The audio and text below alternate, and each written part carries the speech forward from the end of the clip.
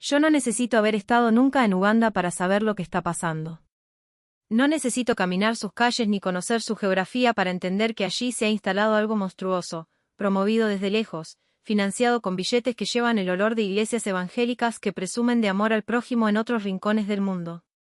No necesito haber nacido allí para sentir que lo que sucede en ese país africano tiene todo que ver conmigo, con quienes son como yo, con cualquiera que alguna vez haya amado de forma distinta o haya existido fuera del molde que les sirve a los fanáticos para clasificar y condenar.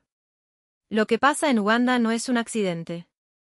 Es el producto de un sistema global de hipocresía religiosa que se disfraza de espiritualidad, que utiliza la palabra amor como una trampa para reclutar, para manipular, para dominar, y que en realidad esconde una maquinaria de odio cuidadosamente engrasada. En América Latina, las iglesias evangélicas han aprendido a modular el discurso. Ya no gritan que los homosexuales deben arder en el infierno. Ya no proclaman en voz alta que la identidad de género es una aberración.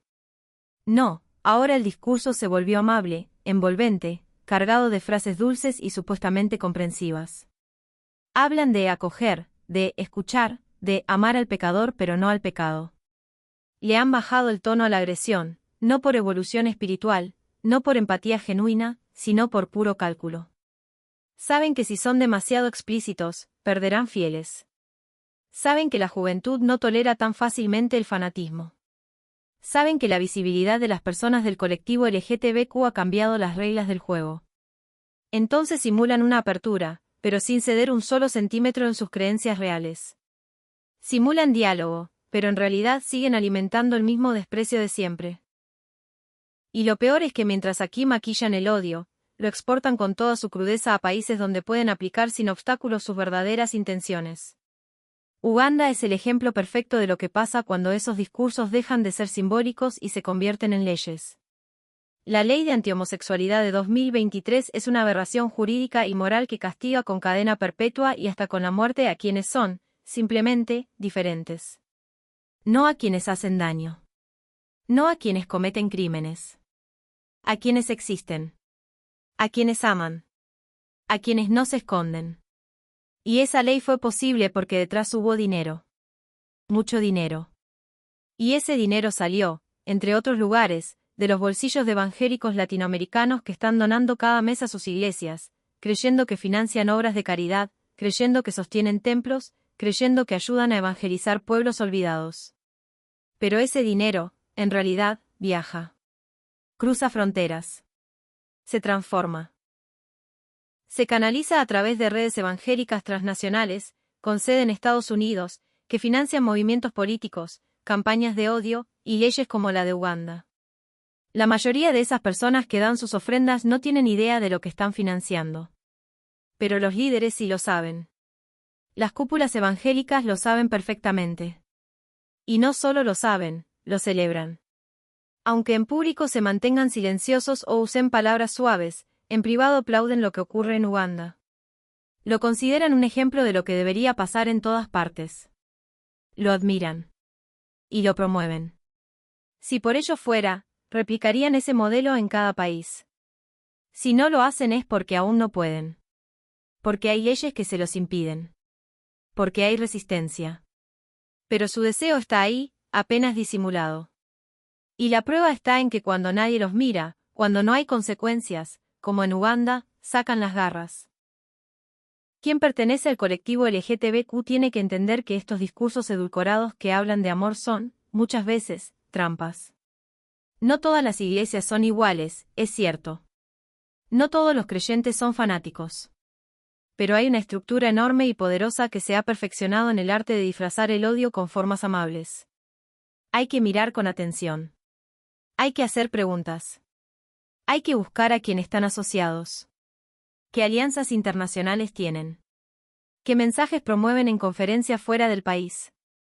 Porque una iglesia que aquí se muestra inclusiva, puede estar aliada con quienes en Uganda promueven leyes de exterminio simbólico o literal. Y eso no es teoría. Eso ya está ocurriendo. Yo no hablo de esto desde la rabia solamente, aunque la rabia está. Hablo desde la lucidez. Desde la necesidad de advertir. Porque estamos viviendo una época en la que los derechos humanos se usan como excusa o como herramienta según convenga. Cuando una potencia internacional quiere condenar a su enemigo, habla de derechos humanos. Cuando su aliado comete atrocidades, mira para otro lado. Uganda es considerado por muchos países un lugar marginal. Una nación pobre. Lejana. Sin peso económico ni geopolítico. Por eso, lo que allí sucede parece no importar. Pocos lo denuncian. Pocos lo investigan. Y sin embargo, lo que ocurre allí tiene un valor simbólico enorme, muestra hasta dónde están dispuestos a llegar algunos sectores religiosos y nadie los detiene. Hay leyes internacionales que prohíben enviar dinero a organizaciones consideradas terroristas. Hay sanciones contra quienes financian actos de violencia. Pero nadie sanciona a quienes están financiando la destrucción sistemática de vidas LGTBQ en Uganda. Nadie persigue penalmente a las iglesias estadounidenses que canalizan millones hacia campañas de odio. Nadie bloquea las cuentas bancarias de quienes promueven leyes que condenan a muerte a personas por ser homosexuales. Porque al parecer, hay formas de terrorismo que son aceptables. Hay odios que se consideran respetables si se expresan con ropas religiosas. Hay crímenes que no se castigan si se cometen en nombre de la fe. Y esa doble moral es peligrosa. Es peligrosa para quienes viven en Uganda, pero también para quienes vivimos en América Latina. Porque la misma ideología que allá impone la cárcel o la muerte, aquí avanza de manera más sutil. Se infiltra en políticas públicas. Se esconde en manuales escolares.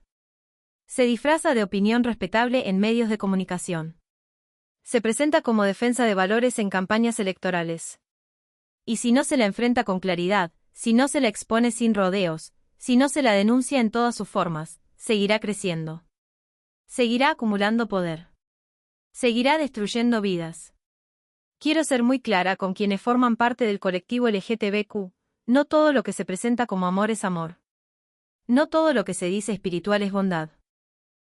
Hay lugares donde te recibirán con sonrisas solo porque esperan que dones, que te calles, que te sometas. Hay discursos que parecen comprensivos pero que en el fondo están diseñados para quebrarte, para hacerte creer que tu existencia es un error, que tu orientación o tu identidad pueden corregirse. Y mientras te acarician con palabras suaves, sus alianzas políticas y financieras están ayudando a encarcelar, torturar y asesinar a personas como vos en otros lugares del mundo. Yo no estoy dispuesta a quedarme callada frente a eso. No voy a fingir que es un malentendido cultural. No voy a justificarlo por diferencias teológicas. Porque esto no es un debate religioso. Es una cuestión de derechos humanos. Es una cuestión de vida o muerte. Es una cuestión de dignidad. Y si no somos capaces de decirlo con todas las letras, entonces estamos colaborando con el silencio que necesitan los fanáticos para seguir avanzando. La próxima vez que alguien te hable de amor al prójimo, pregúntale qué piensa de Uganda. La próxima vez que una iglesia te invite a formar parte de su comunidad, averigua a quién financia.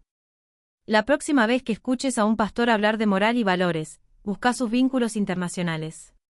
Porque lo que se calla en un país se grita en otro. Y lo que aquí se disfraza de ternura, allá se transforma en ley de muerte. No se trata de atacar la fe. Se trata de quitar las máscaras. De mirar de frente a quienes predican el odio disfrazado de amor. De dejar de ser ingenuos. Porque nuestras vidas valen. Porque nuestras existencias no son negociables. Porque ningún templo, ningún púlpito, ninguna supuesta salvación justifica el exterminio de nuestra identidad. Uganda no es un caso aislado. Es el espejo. El espejo en el que podemos ver reflejadas las verdaderas intenciones de quienes acá sonríen, pero allá condenan. Y no alcanza con indignarse. Hay que hablar. Hay que exponer. Hay que resistir. Porque si no lo hacemos nosotros, nadie lo hará por nosotros. Las máscaras ya están caídas, pero aún falta señalar con nombre propio a quienes sostienen este sistema. Porque no basta con hablar en abstracto de algunas iglesias, como si el problema fuera una excepción aislada o una cuestión de interpretación bíblica.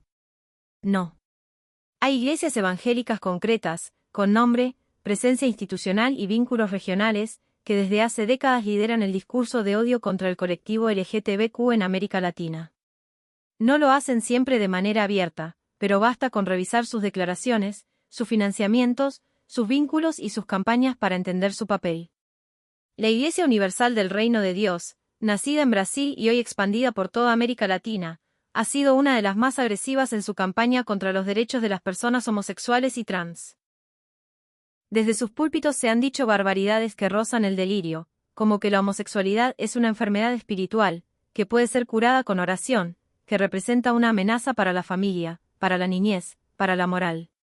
Han financiado campañas políticas para bloquear leyes de matrimonio igualitario y se han posicionado como un actor político, no solo religioso, en varios países. En Brasil, su poder ha sido tal que llegó a ocupar espacios en televisión abierta y en el Congreso. En Uruguay, en Argentina, en Paraguay, se camuflan bajo el nombre «Pare de sufrir», pero detrás de la supuesta ayuda espiritual está la misma maquinaria, negación de derechos, manipulación emocional y condena encubierta. Las asambleas de Dios también forman parte de este entramado. Aunque su discurso sea menos escandaloso en la superficie, promueven a través de su doctrina la idea de que las personas LGTBQ están en pecado, que deben arrepentirse, que su orientación sexual es un desvío moral. En países como Guatemala, Colombia y México han impedido avances legislativos en materia de derechos humanos. Se presentan como defensores de la familia tradicional, pero en realidad son actores políticos que negocian con partidos ultraconservadores, apoyan candidaturas misóginas y transfóbicas, y operan como freno a cualquier avance en materia de inclusión. Otra iglesia profundamente hostil es el Movimiento Misionero Mundial. Su presencia en Perú ha sido particularmente violenta. Desde sus emisoras radiales y en sus templos han declarado sin vergüenza que las personas homosexuales no tienen lugar en el diseño de Dios, que representan un castigo divino y que deben ser combatidas.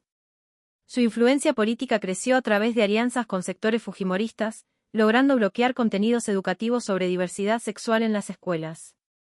En países donde tienen menos presencia política, el discurso se modula, pero la esencia permanece: exclusión, patologización, rechazo. La Iglesia del Nazareno, aunque más institucionalizada, también ha promovido líneas teológicas que invalidan cualquier identidad de género que no sea cisgénero. En muchos de sus documentos internos aún se considera la homosexualidad una distorsión del plan divino. Su red de universidades y seminarios en América Latina enseña una visión del ser humano centrada en la culpa y la redención, donde las personas del colectivo LGTBQ son vistas como desviadas que deben corregirse para poder formar parte de la comunidad. La Iglesia Cuadrangular y muchos grupos pentecostales independientes también han sido motores de discriminación. En países como Bolivia, El Salvador o Nicaragua han hecho campañas contra las leyes de identidad de género, han promovido la censura de libros, películas y contenidos escolares, han perseguido activistas y han difundido panfletos falsos sobre supuestas conspiraciones homosexuales para pervertir a la niñez.